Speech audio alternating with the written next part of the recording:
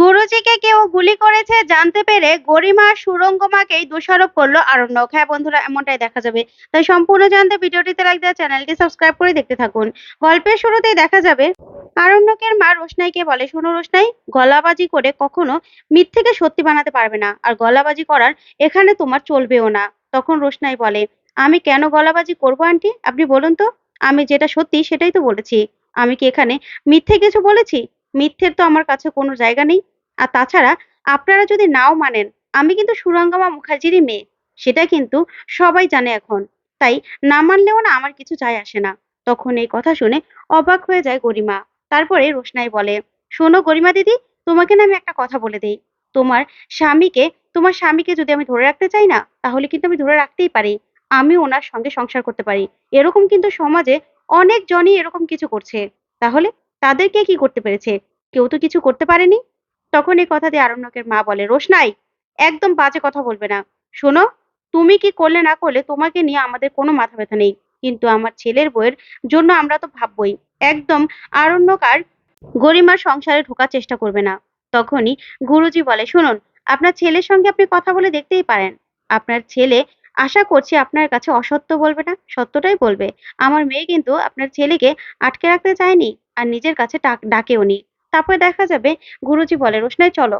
তারপরে রোশনাইকে নিয়ে চলে যেতে লাগলে তখন আরণ্যক আসে, আর এসে বলে, রোশনাই, তোমরা এখানে? আমি তোমাদেরকে খুঁজছি। আসলে তোমাদের জন্য ক্যাব বুক করে দিয়েছি। তখনই আরণ্যকের মা বলে, কেন বাদশা, তোমাকেই ক্যাব বুক করে দিতে হবে কেন? ওরা দিতে পারে না? আর ওদের যদি কোনো টাকা পয়সার দরকার হয়, তাহলে তো টাকা দিয়ে দিলেই হয়। তখনই রাজা বলে, যাক তাও ভালো হয়েছে, নিজের তেল খরচ করে নিজে দিয়ে আসতে যাচ্ছে না। তখন আরণ্যক বলে, শোনো, আমি আমি না যেতে চেয়েছিলাম। রোশনাই আমাকে যেতে বারণ করেছে, তাই আমি যাব না। তখনই গরিমা রোশনাইকে বলে, শোনো রোশনাই, তুমি না বড্ড বড় বড় কথা বলছো। আর তুমি কত টাকা হলে আরণ্যকের জীবন থেকে সরে যাবে বলো তো? হ্যাঁ বলো, কত টাকা লাগবে তোমার? তখন আরণ্যক বলে, গরিমা, তুমি আমার সামনে এরকম ভাবে রোশনাইকে অপমান করতে পারো না। তখন আরণ্যকের মা বলে, বাচ্চা, গরিমা তো ঠিকই বলেছে। তোমার তোমার ওয়াইফ, সে তোমার জীবন থেকে একজন জঞ্জাটকে তাড়ানোর জন্য টাকা দিতে চাইছে, সেটা তো ঠিকই বলছে। তখন আরণ্যক বলে, না মা, তোমরা না আমাকে কোনোদিনও বুঝতেও পারোনি, আর বুঝতে চাওনি। আমি যদি রোশনাইয়ের সঙ্গে থাকতে যাই না, তোমরা আটকাতে পারবে না। আমি কিন্তু তোমাদের ছেড়ে তাহলে রোশনাইয়ের সঙ্গেই থাকবো। তখনই আরণ্যকের মা বলে, বাদশা, তুমি কিন্তু বড্ড বাড়াবাড়ি করছো। আমরা অন্য কারো দুঃখ কষ্ট তো দেখতে যাব না, আমরা তো আমার ছেলের বউকে নিয়ে ভাববো, তাই তো? তখন আরণ্যক বলে, আচ্ছা মা, তোমরা বুঝতে পারছো না রোশনাই কতটা কষ্ট পাচ্ছে? ওর জীবনে কি আছে বলো তো? সুরঙ্গমা মুখার্জি, সেও তো রোশনাইকে অ্যাকসেপ্ট করেনি। আর সুরঙ্গমা মুখার্জির আরেক মেয়েকে নিয়ে তোমরা নাচানাচি করছো। তখন এই কথা শুনে গরিমা চমকে যায়। তারপর গুরুজি আরণ্যককে বলে, আচ্ছা আরণ্যক বাবা, তুমি আমাদের জন্য শুধু শুধু ওনাদের সঙ্গে মুখ লাগিও না। এসব কথার কোনো দরকার নেই। তারপরে রোশনাই রেগে যায় আরণ্যকের ওপর আর বলে, স্যারজি, আপনার জন্য কেন আমাকে অপমানিত হতে হবে বলতে পারেন? আপনার জন্য আমার বারবার কেন অপমানিত হতে হবে? কেন আমার এসব কথাগুলো শুনতে হবে? আমি আপনাকে কতবার বলেছি আপনি আমার কাছে আসবেন না। আপনাকে আমি আমার সামনে দেখতে চাই না। আপনাকে আমি ভালোবাসি ঠিক আছে, কিন্তু আমি আপনাকে চাই না। আপনি আমার জীবনে আর আসবেন না। আর আসবেন না কখনো আপনি। আপনাকে আমি বারণ করে দিলাম। আপনার আপনার জন্য আমি আর কোন রকম কোনো অপমানিত হতে চাই না। চাই না আপনি অপমানিত হতে। তখন আরণ্যক এই কথা শুনে অবাক হয়ে যায় রোশনাইয়ের মুখে। তখন আরণ্যক বলে, রোশনাই, আমি জানি তুমি আমার উপর খুব রেগে আছো। কিন্তু আমি আমি তোমার পাশে থাকবো। সব সময় তোমার পাশে থাকবো। তোমাকে আমি কথা দিলাম। তোমার যেকোনো বিপদে আমাকে তুমি পাশে পাবে। আমি থাকবো তোমাদের পাশে। তখনই গুরুজি বলে, আচ্ছা রোশনাই, চল মা, চল। এবার আমাদের চলে যেতে হবে। তারপরে আরণ্যক গরিমাকে বলে, গরিমা, তোমরা কিন্তু বড্ড বাড়াবাড়ি করছো। তখন গরিমা বলে, মানে তুমি কি বলতে চাও? তখনই আরণ্যক বলে, হ্যাঁ, আমি রোশনাইকে ভালোবাসি আর রোশনাইও আমাকে ভালোবাসে। তাই রোশনাইয়ের পাশে তো আমি থাকবোই। তোমরা না কোনোভাবে আটকাতে পারবে না, কোনোভাবেই না। তখনই সেখানে ছোট চলে আসে। এসেই বলে, বাদশা, তোরা এখানে? রোশনাই মা, তুমি এখানে? তখন রোশনাই বলে, ছোটু, তোমার সঙ্গে তো আগে দেখা হয়নি, তাই এখন দেখা হয়ে গেছে বলছি। আমরা না কাল পরশু মুম্বাইতে চলে যাব। তাই আমাদের মনে হয় আর দেখা হবে না। তখন এই কথা শুনে আরণ্যক অবাক হয়ে যায়। তখন ছোটু বলে, মুম্বাইতে? মুম্বাইতে চলে যাবে? তখন রোশনাই বলে, হ্যাঁ, আর তাছাড়া এখানে তো আমাদের কোনো কাজ নেই। তাই আমি আমার কাজে ফিরতে চাই। আমি আমার বাবাকে নিয়ে দূরেই থাকতে চাই। তখন এই কথাতে ছোটু বলে, আচ্ছা রোশনাই, তুমি যেখানেই থাকো না কেন, আমি চাইবো তুমি ভালো থাকো, সুখে থাকো, শান্তিতে থাকো। ঠিক আছে? আমি কিন্তু তোমার সঙ্গে যোগাযোগ করব, তোমার খবর নেব। তখন রোশনাই বলে, লালন, মিনি, বড় মা, তারপর মাধবী আন্টি, কারো সঙ্গেই না দেখা হলো না। সবাইকে আমার কথা বলে দিও। তখন ছোট বলে, চিন্তা করো না। সবাই, তুমি যেখানেই থাকো না কেন, সবাই তোমার জন্য প্রার্থনা করবে। আর তাছাড়া লালন তো লস খেয়েছে বিজনেসে, তাই একটু ছেলেটা হতাশ। মিনি তো তেমন কিছু বোঝে না। আর আমাদের বড়লোক যে আত্মীয়-স্বজন আছে, তারা তো আর ছেলেটার খোঁজ খবর নেয় না। আমি যতটুকু পারছি ওদের পাশে পাশে এসে দাঁড়িয়েছি।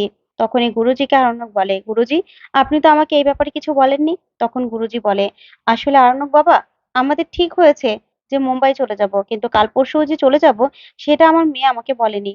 আর তুমি তুমি জেনেই বা কি করবে বলো? আমরা এখানে থেকে কি করব? আমাদের তো এখানে আর কোনো কাজ নেই। শুধু শুধু এখানে কেন পড়ে থাকবো? এখানে কাজটা শেষ হয়ে গেলেই আমার মেয়ে চায় মুম্বাই চলে যেতে, তাই আমরা চলে যাব। তখন রোশনাই বলে, হ্যাঁ, আমি শুধু আমার বাবাকে নিয়ে সেখানে থাকতে চাই, আবার আমার আগের জীবনে ফিরে যেতে চাই। তখনই গরিমা আরণ্যককে বলে, কি আরণ্যক, কেমন লাগছে? কষ্ট হচ্ছে খুব না? তুমিও কি রোশনাইয়ের সঙ্গে মুম্বাই চলে যেতে চাও নাকি? তখন আরণ্যক বলে, হ্যাঁ, চলে যাই তো, যেতে চাই তো। তুমি সিরিয়াসলি বলছো তো, গরিমা? তখন গরিমা এই কথা শুনে জব্দ হয়ে যায়। তখনই আরণ্যকের মা আরণ্যককে বলে, বাচ্চা, তুমি কিন্তু বড্ড বাড়াবাড়ি করছো। কি বলছো তুমি? তোমার মাথা ঠিক আছে? তুমি ওই মেয়েটার জন্য তুমি নিজের বউকে এরকম ভাবে অপমান করছো। তখন আরণ্যক বলে, আমি ভুল কি বলেছি মা? আমি জানি, আমি জানি রোশনাই আমাকে ভালোবাসে, আর আমিও রোশনাইকে ভালোবাসি। তাই যেখানেই থাকি না কেন, আমরা দুজন কিন্তু কখনোই আলাদা হব না। আমি কিন্তু রোশনাইয়ের সঙ্গে চলে যেতেই পারি। সেটা কিন্তু কোনো রকম কোনো বাধা নেই। তারপরে রোশনাই বলে, শোনো গরিমা দিদি, তোমাকে আমি একটা কথা বলে দেই। আমি কিন্তু স্যারজিকে আমার কাছে চাইলে আটকে রাখতেই পারি। কিন্তু আমি না সেটা করব না। আটকে রাখার অভ্যাস আমার নেই। আমি স্যারজিকে ভালোবাসি। তাই আমি না যতক্ষণ তোমাকে ভিক্ষে দেব ততক্ষণ পর্যন্তই তুমি স্যারজিকে পাবে। না হলে তুমি পাবে না। তুমি এটা মনে রেখো যে স্যারজিকে আমি ছেড়ে দিয়েছি বলে, আমি ভিক্ষে দিয়েছি বলেই তুমি স্যারজিকে পেয়েছো। তাই যেটা পেয়েছো সেটা না এভাবে হেলায় ফেলায় ফেলে দিও না। তাই এই কথাটা না তোমাকে আমি বলে দিলাম। এই বলে রোশনাইয়ের বাবাকে নিয়ে সেখান থেকে চলে যায়। ওইদিকে আরণ্যক তাকিয়ে থাকে। তারপরে দেখা যাবে রোশনাইয়ের বাবা রোশনাইকে বলে, হ্যাঁ রে মা, এত তাড়াতাড়ি কি চলে যাব আমরা? তখন রোশনাই বলে, হ্যাঁ বাবা, টিকিট বুক করে ফেলেছি। আমি আর তুমি চলে যাব। আর আমরা মুম্বাইতে গিয়ে নিজেদের মতো করে সুন্দর করে বাঁচবো।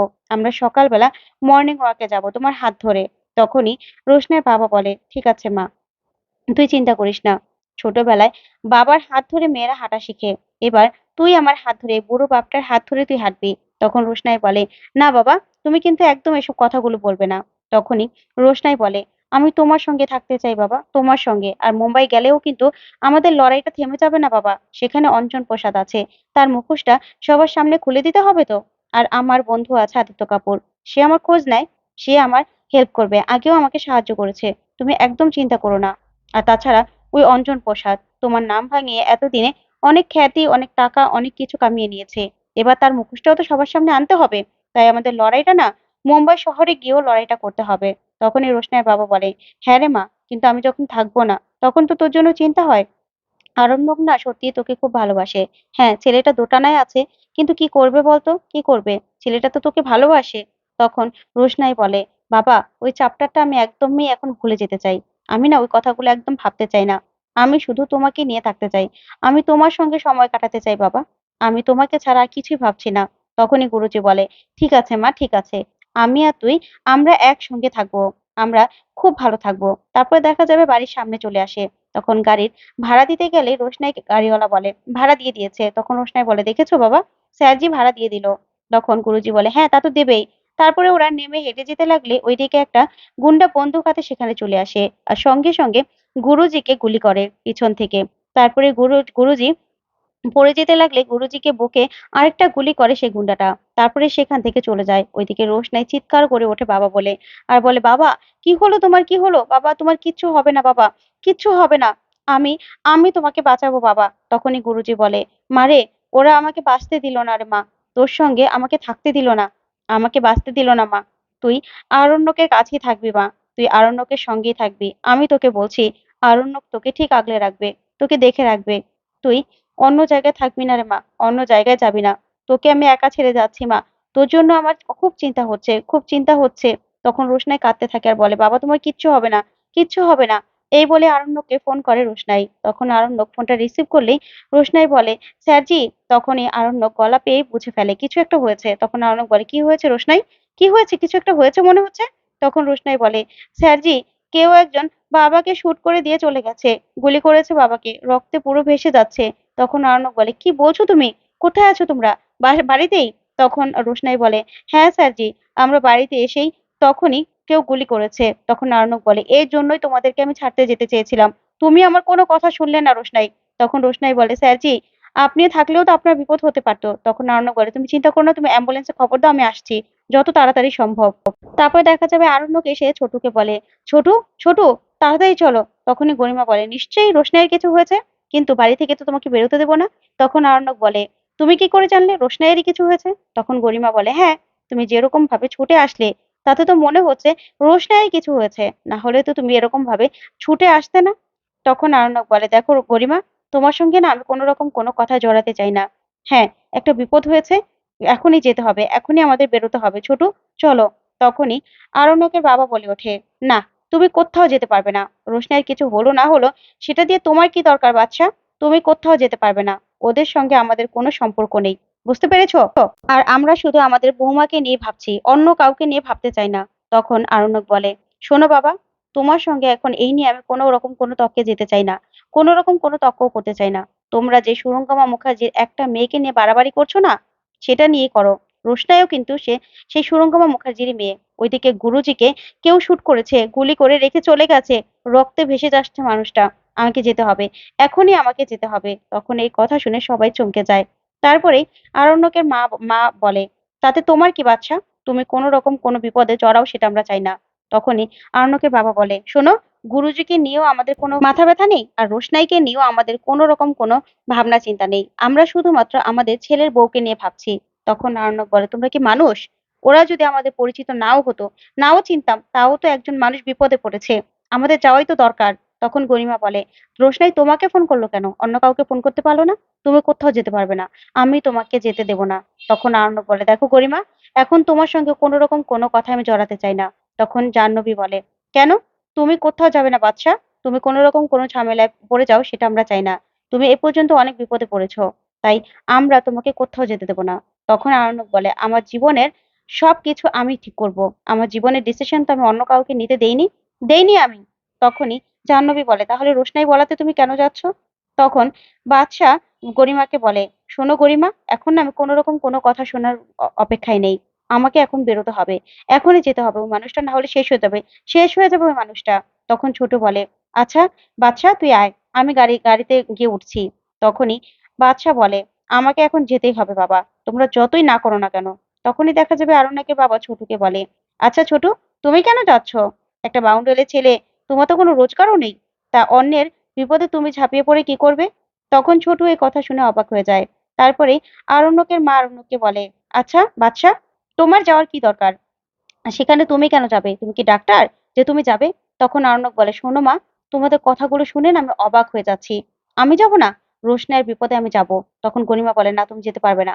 তখন আরণ্যক বলে, আমাকে বাধা দেবে না, একদম বাধা দেবে না। তারপর ছোট বলে, তোমাদের কথাবার্তাগুলো না শুনে অবাক হয়ে যাচ্ছি।